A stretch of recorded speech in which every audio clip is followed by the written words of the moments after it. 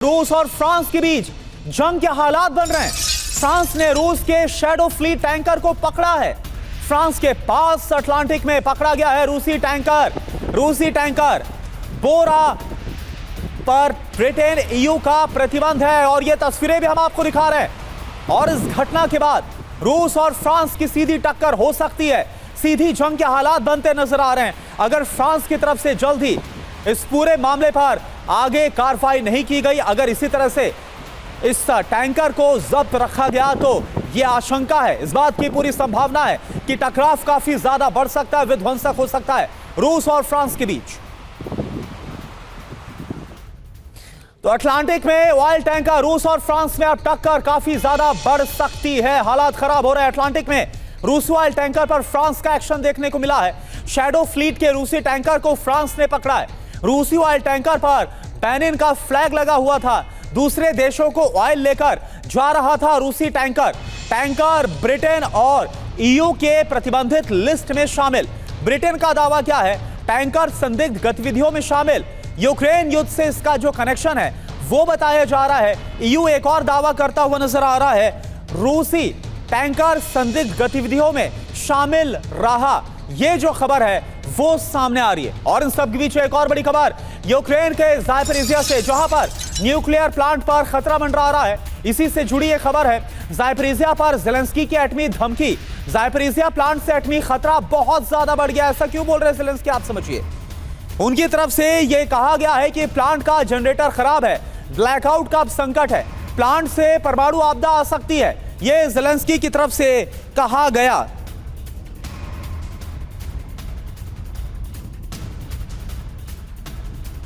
तो फिलहाल Zaporizhzhia nuclear plant की बात करें, वहां पर मौजूदा हालात क्या हैं ये आप समझिए। और ज़ेलेंस्की की चिंता के पीछे वजह क्या है, ये क्या पूरी दुनिया के सामने एक बड़ा खतरा है, यह आपको बता दें।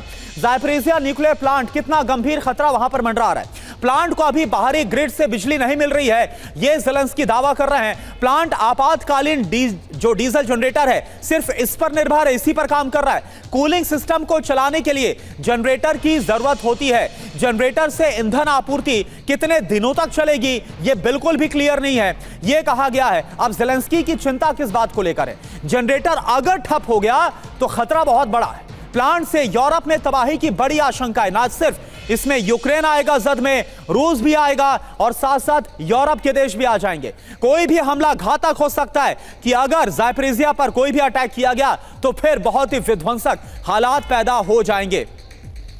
और इस साल 21 मार्च की बात करें, TV9 भारतवर्ष संवाददाता मनीष झा जो इस वक्त हमारे साथ स्टूडियो मौजूद है, लेकिन वो ज़ापोरिज़िया परमाणु प्लांट के अंदर भी पहुंचे थे। आपको मनीष की एक रिपोर्ट दिखाते हैं उस दौरान की।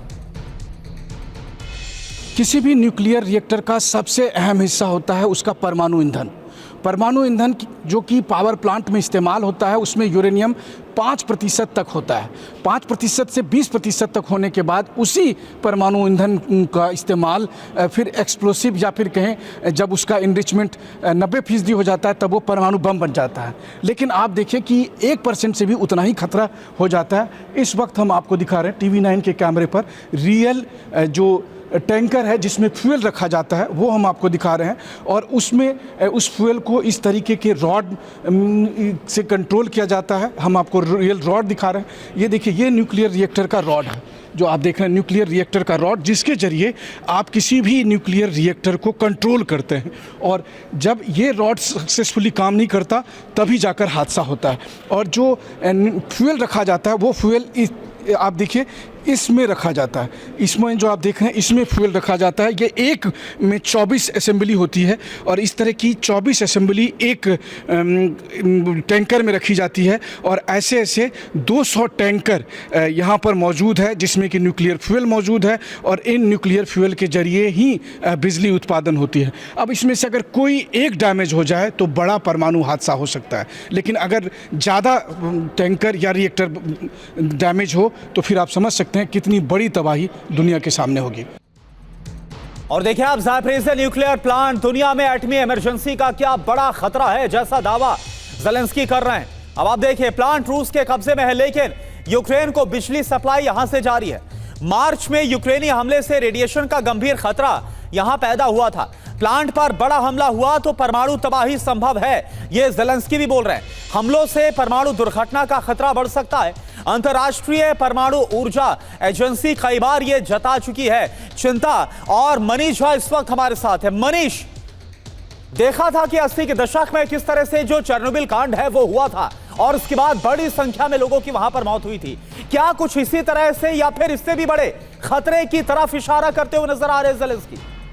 देखिए, यूक्रेन के राष्ट्रपति जेलेंस्की ये पैनिक बटन दबा रहे हैं, लेकिन चूंकि प्रेसिडेंट जेलेंस्की उस प्लांट में नहीं गए थे, उस प्लांट में मैं कुछ हफ्ते पहले गया था और आईएईए के डीजी गए थे और मैं वहाँ कई घंटे रहा था। मैंने यही सवाल ज़पोरिजिया न्यूक्लियर पावर प्लांट के डायरेक्टर से पूछा था कि अगर बाहर से बिजली नहीं आ रही है तो क्या बिजली नहीं आने की वजह से कूलिंग सिस्टम प्रभावित होगा और वैसी स्थिति में दिक्कत आएगी। तो उन्होंने कहा था कि हमारा जो जनरेटर है वो छोटा छोटा जनरेटर नहीं है, काफ़ी बड़े बड़े जनरेटर है जो मैंने खुद जाकर वहाँ देखे थे, वो सफिशिएंट है और प्लस हम इन हाउस कुछ बिजली प्रोडक्ट करते हैं जिसकी वजह से हम उस प्लांट को स्मूथ रनिंग कर सकते हैं। तो एक बात मैं बहुत जिम्मेदारी के साथ कह सकता हूं कि इस वक्त वो जो भी दावे करने हो प्रेसिडेंट जेलेंस्की, लेकिन हकीकत में वहां पर ऐसी कोई त्रासदी नहीं होने वाली है, अभी नहीं होने वाली है।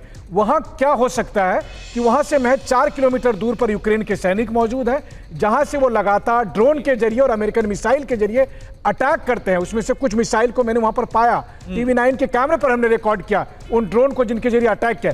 उससे हो सकता है कि एक दुनिया की सबसे बड़ी त्रासदी हो, लेकिन कम से कम जनरेटर की वजह से प्लांट में न्यूक्लियर ट्रेजेडी नहीं होगी, ये बात मैं गारंटी के साथ कह सकता हूं। जी, यानी कि जो दावा है इसे आप सिरे से खारिज करते हुए भी नजर आ रहे हो और जानबूझकर एक पैनिक बटन दबाने की कोशिश ज़ेलेंस्की कर रहे हैं इस दावे के जरिए। अभी के लिए आपका बहुत बहुत शुक्रिया।